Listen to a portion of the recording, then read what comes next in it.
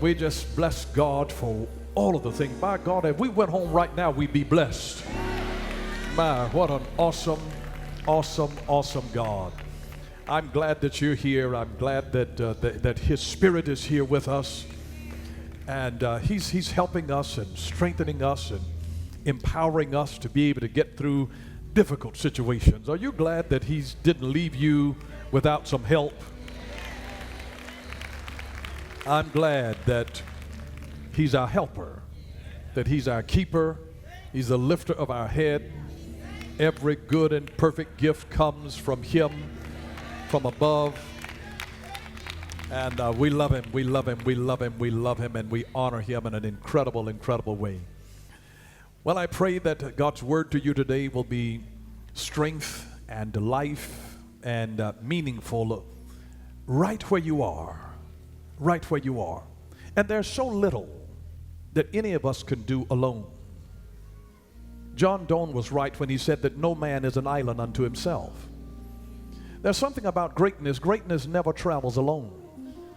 It never accomplishes what it does alone.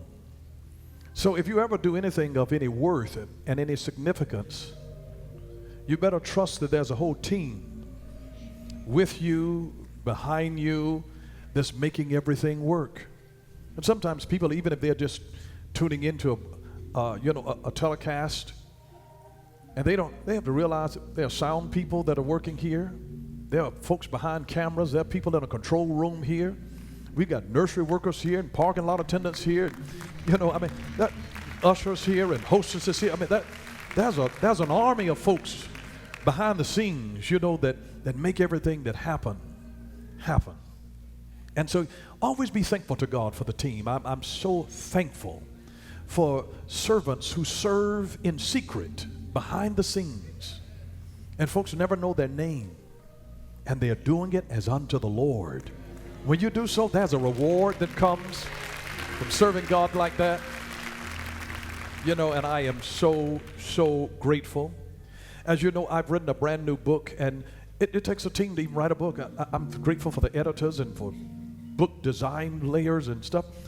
And I'm so honored to have the president of the publishing company, Whitaker House, with us here. Bob Whitaker, would you just stand up, let the folks see you? He's a wonderful man of God. Wonderful, wonderful man of God. Now, his dad worked with my mentor, Dr. Ed Cole. Dr. Cole was sovereignly led by God on a 40-day fast. What came out of that 40-day fast was a revelation that God birthed in him over those 40 days. It turned into a book called Maximize Manhood. Whitaker House published that for Dr. Cole many years ago. It was Bob Whitaker's dad who worked with Dr. Cole. I'm a spiritual son of Dr. Cole, and his dad, now his son, is helping me in the same way that his dad helped Dr. Cole, my spiritual dad. And I'm so grateful. I'm so, so grateful. So, they pressed me to be able to produce this book, not only in English, it's published in Spanish in a book called Cambie su trayectoria. Change your trajectory. It's about teaching you how to make the rest of your life better.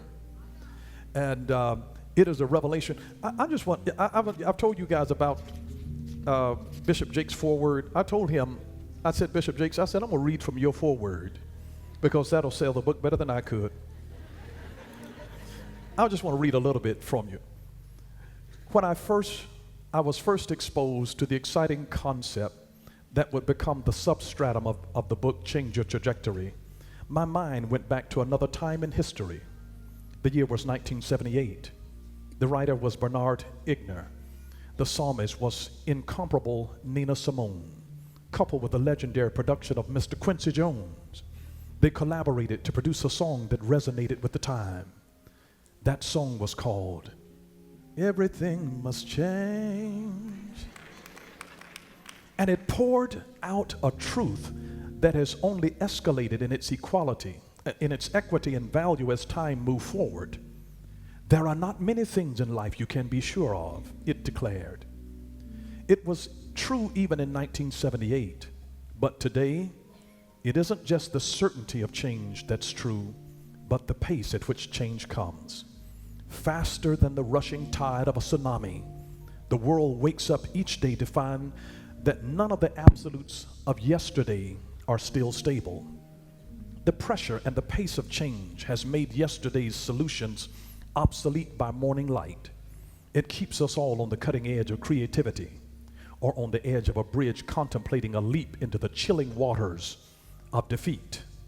And it is such a masterful, he wrote a longer foreword than I've ever had anybody to write.